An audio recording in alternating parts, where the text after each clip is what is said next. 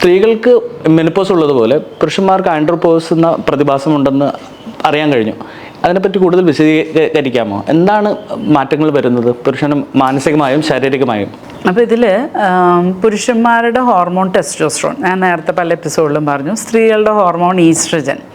അപ്പോൾ സ്ത്രീകൾക്ക് മാസം പീരിയഡ്സ്, മെൻസസ് ഇതൊക്കെ ഉണ്ടാവുമല്ലോ. അതപ്പോൾ ഇങ്ങനെ ഈസ്ട്രജൻ അപ്പ് ആൻഡ് ഡൗൺ പോയിക്കൊണ്ടിരിക്കും. മാസം ചേഞ്ച് വരും. പിന്നെ ഒരു പെർട്ടിക്കുലർ ഏജ് എത്തുമ്പോൾ, അതായത് ഏകദേശം 45-50 ആകുമ്പോൾ സ്ത്രീകളിൽ കംപ്ലീറ്റ്ലി നിൽക്കും, പീരിയഡ്സ് നിൽക്കും. പിന്നെ അവർക്ക് ഹോർമോൺസ് തീരെ കുറവാണ് ബോഡിയിൽ. പുരുഷന്മാർക്ക് ഈ testosterone through out their life ഉണ്ടാവും. പക്ഷെ എന്നാലും ഒരു ഏജ് കഴിയുമ്പോൾ അവർക്കും ഇത് കുറഞ്ഞു വരും. ഇത് കംപ്ലീറ്റ്ലി നിൽക്കില്ല എന്നേ ഉള്ളൂ, അവർക്കത് കുറഞ്ഞു വരും. ആ ഒരു ടൈം പീരീഡാണ് നമ്മൾ ആൻഡ്രോപോസ് എന്ന് വിളിക്കുന്നത്. മെയിൽ ഹോർമോൺ ടെസ്റ്റോസ്റ്ററോൺ, അതിൻ്റെ ഇപ്പം നമ്മൾ ഓരോ പ്രായത്തിൽ മീൻ ആവറേജ് എത്രയുണ്ടെന്നുള്ളതിനൊരു ഗ്രാഫ് എടുത്താൽ നമ്മളിപ്പോൾ ഈ ഗ്രാഫിൽ കാണാം. ലൈക്ക് ഇങ്ങനെ ഒരു ഗ്രാഫ് ഉണ്ടെങ്കിൽ ടെസ്റ്റോസ്റ്ററോൺ ഇവിടുന്ന് സ്റ്റാർട്ട് ചെയ്യും. 20s യങ് ആയിരിക്കുമ്പോൾ 20s തുടങ്ങി ഇങ്ങനെ ഷാർപ്പായിട്ടാണ് കുറയുന്നത്. കുറഞ്ഞ് ഇങ്ങനെ നിൽക്കും. അപ്പോൾ കുറഞ്ഞിങ്ങനെ നിൽക്കല്ല, ഇങ്ങനെ താഴെ എത്തിയിട്ട് പിന്നെ ഇങ്ങനെ ചെരിഞ്ഞു പോകും.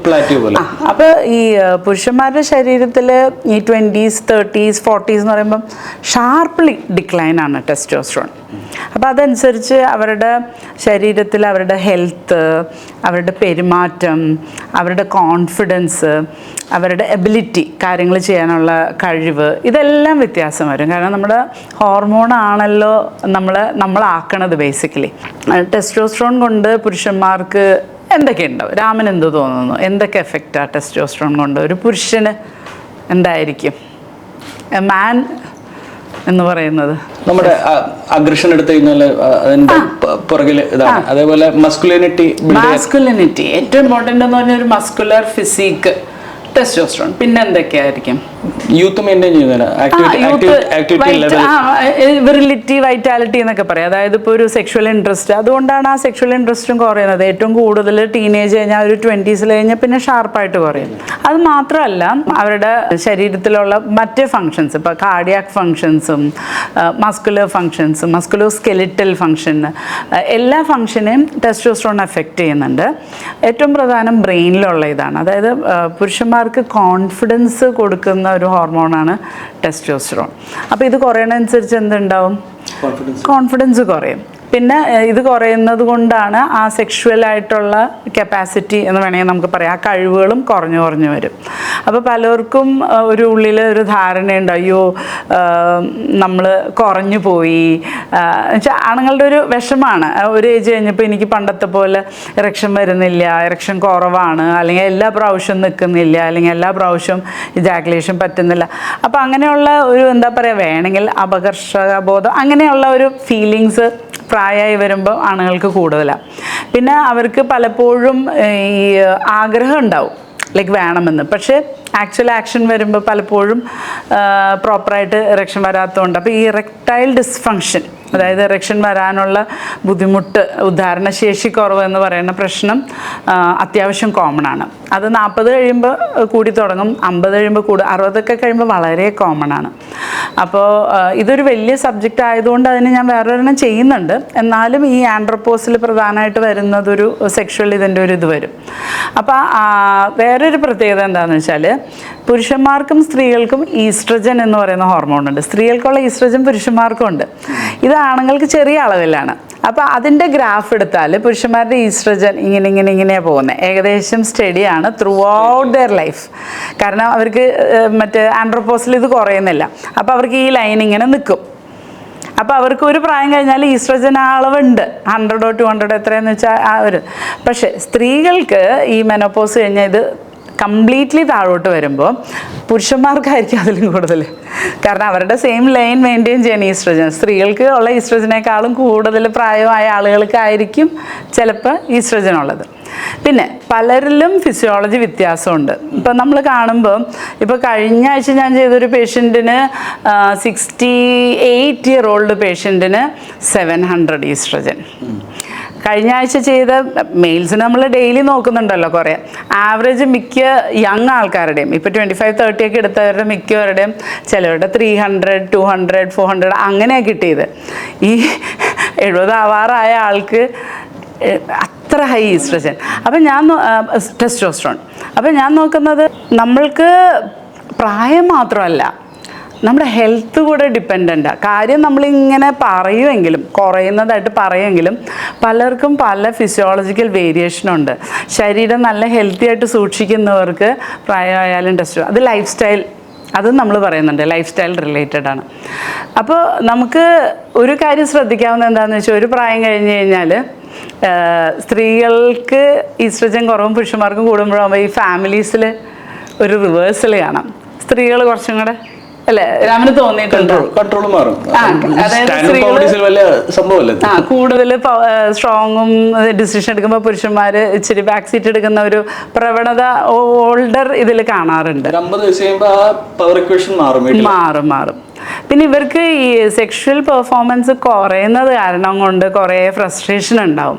അപ്പോൾ ആ ഒരു കാരണം കൊണ്ട് തന്നെ അവർക്ക് സാറ്റിസ്ഫാക്ഷൻ കിട്ടാത്തത് കൊണ്ടും പലപ്പോഴും വേറെ പോൺ കാണുകയോ അല്ലെങ്കിൽ വേറെ ബുദ്ധിമുട്ടുകളൊക്കെ ഉണ്ടാവും. പിന്നെ വേറൊരു പ്രശ്നം എന്താണെന്ന് വെച്ചാൽ, സ്ത്രീകൾക്ക് മെനോപോസ് വന്നു കഴിയുമ്പോൾ ഇവർ സെക്ഷൽ ഇതിൽ സഹകരിക്കാതെ, അവർക്ക് വേദന കൊണ്ടോ താല്പര്യക്കുറവോ ഇല്ലാതെ ഇരിക്കും. അപ്പോൾ ഒരുപാട് പേര് കംപ്ലൈൻറ്റ് പറയുന്നതാണ്, അവൾക്കിപ്പോൾ 40 വയസ്സായി 50 വയസ്സായി മെനോപോസായി പിന്നെ ഒന്നുമില്ല. പക്ഷെ പുരുഷന്മാർക്ക് ടെസ്റ്റോസ്റ്ററോൺ കുറഞ്ഞു വന്നാൽ അപ്പോഴും ഉണ്ട്. അപ്പം അവർക്ക് ആ ഒരു നീഡുണ്ട്.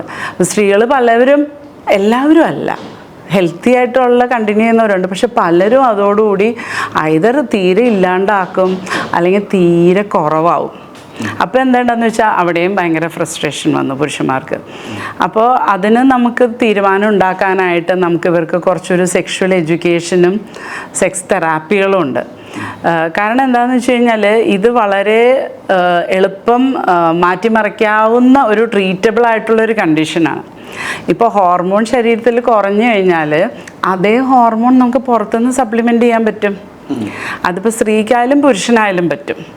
അപ്പോൾ ഈ ടെസ്റ്റോസ്റ്ററോൺ കുറഞ്ഞാൽ അതുകൊണ്ടുള്ള ബുദ്ധിമുട്ടുകൾക്ക് പുരുഷന്മാർക്ക് ടെസ്റ്റോസ്റ്ററോൺ റീപ്ലേസ്മെൻറ്റ് തെറാപ്പി, ഇപ്പോൾ സ്ത്രീകൾ നമ്മൾ ഹോർമോൺ റീപ്ലേസ്മെൻറ്റ് തെറാപ്പി എന്ന് പറയും, ഇല്ലാത്ത ഹോർമോൺ സപ്ലൈ ചെയ്യണത്.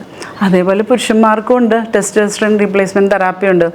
അപ്പോൾ ജനങ്ങൾക്ക് പൊതുവേ ഒരു തെറ്റിദ്ധാരണയുണ്ട്, ഹോർമോൺ എന്ന് പറഞ്ഞാൽ ഒക്കെ ചീത്തയാണ്, സൈഡ് എഫക്റ്റാണ്, പ്രശ്നമാണെന്നൊക്കെ. പക്ഷേ ഈ ഹോർമോൺ ഇല്ലാതിരിക്കുന്ന അവസ്ഥയിൽ അവരുടെ ശരീരത്തിൻ്റെ ഹെൽത്ത് ഭയങ്കരമായിട്ട് കുറയും. ഇപ്പം യങ് ആയിട്ടുള്ള ആൾക്കാരുടെ പെർഫോമൻസും അവരുടെ ലോഞ്ചിവിറ്റി നോക്കിയേ ഹൈ അല്ലേ. അപ്പോൾ പ്രായമായ പുരുഷന്മാർക്ക് കുറച്ച് ടെസ്റ്റോസ്റ്ററോൺ ഉണ്ടെങ്കിൽ അവർ ഹെൽത്തി ആയിരിക്കും, ലോഞ്ചിവിറ്റി കൂടും. കാരണം എല്ലാം പറയില്ല, ചില പ്രായമായ ആളുകൾക്ക് ഹൈ ഉള്ളവർ അവർ ഹെൽത്തിയാണ്.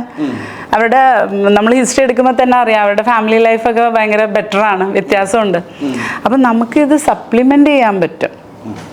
അതിനാണ് ടെസ്റ്റോസ്റ്ററോൺ റീപ്ലേസ്മെൻറ്റ് തെറാപ്പി. അപ്പോൾ ഈ ട്രീറ്റ്മെൻറ്റ് ഇൻ ഇറ്റ്സ് ഓൺ ഒരു വലിയ സബ്ജക്റ്റ് ആയതുകൊണ്ട് ഞാനത് സെപ്പറേറ്റ് ഒരു ഇതിൽ കവർ ചെയ്യുന്നുണ്ട്. പക്ഷേ ആൻഡ്രോപോസ് ഒരു റിയാലിറ്റിയാണ്. അതായത് നിങ്ങളുടെ ഇത് കുറയും, നിങ്ങൾക്ക് ശാരീരികമായും മാനസികമായും വ്യത്യാസങ്ങൾ ഉണ്ടാവും. അപ്പോൾ അതനുസരിച്ച് ഇപ്പോൾ മസിലൊക്കെ കുറയും. പിന്നെ ആ പ്രായത്തിൽ മിക്കവർക്കും കാർഡിയാക് പ്രോബ്ലംസ് തുടങ്ങും, അല്ലെങ്കിൽ ഡയബറ്റിസ്, ഹൈപ്പർ ടെൻഷൻ, കൊളസ്ട്രോൾ, ഇങ്ങനെയുള്ള പ്രശ്നങ്ങളൊക്കെ തുടങ്ങും. പക്ഷേ ഹോർമോൺസ് ഉള്ള വ്യക്തികൾക്ക് കുറച്ചും കൂടെ അവർ ഹെൽത്തി ആയിരിക്കും. പിന്നെ ഡയറ്റ്, എക്സസൈസ്, അങ്ങനെയുള്ള സാധനങ്ങൾ, വ്യായാമമൊക്കെ ചെയ്യുന്നവർക്കും ഇത് കുറച്ച് ഹെൽത്തി ആയിരിക്കും. ഇപ്പോൾ ഈ ടെസ്റ്റോസ്റ്ററോൺ ബോഡിയിലുള്ള എഫക്റ്റുകൾ ഒത്തിരി അഡ്വാൻറ്റേജസ് ആണ്. ഓക്കെ, അപ്പോൾ ടെസ്റ്റോസ്റ്ററോൺ കുറയുന്നതാണ് അപ്പോൾ one of the major changes that happens എന്ന് വെച്ചാൽ ആ ചേഞ്ചാണ് ഏറ്റവും കൂടുതൽ സംഭവിക്കുന്നത് ആൻഡ്രോപോസിൽ. അതല്ലാതെ ശരീരത്തിൻ്റെ ഭാരം കൂടുകയോ കുറയുകയോ അല്ലെങ്കിൽ ബാക്കി ഫിസിയോളജിക്കൽ കാര്യങ്ങൾ എന്തെങ്കിലും വ്യത്യാസം വരാറുണ്ടോ? അത് ഉണ്ട്. നമുക്കിപ്പോൾ വെയിറ്റ് അനുസരിച്ച് ടെസ്റ്റോസ്റ്ററോൺ വ്യത്യാസം വരും. അതിന് ഇറ്റ്സ് ഓൺ സബ്ജക്റ്റാണ്. അപ്പം നമ്മൾ ഓവർ വെയിറ്റ് അല്ലെങ്കിൽ ഒബീസിറ്റി, അത് റിലേറ്റഡ് ആയിട്ടുള്ള ടെസ്റ്റോസ്റ്ററോണിൻ്റെ അളവും അതിൻ്റെ വ്യത്യാസങ്ങളും ഈസ്ട്രജനും അതൊരു സബ്ജക്റ്റായിട്ട് ഞാൻ സെപ്പറേറ്റ് ചെയ്യാം, അടുത്തത് ചെയ്യാം. ഓക്കെ.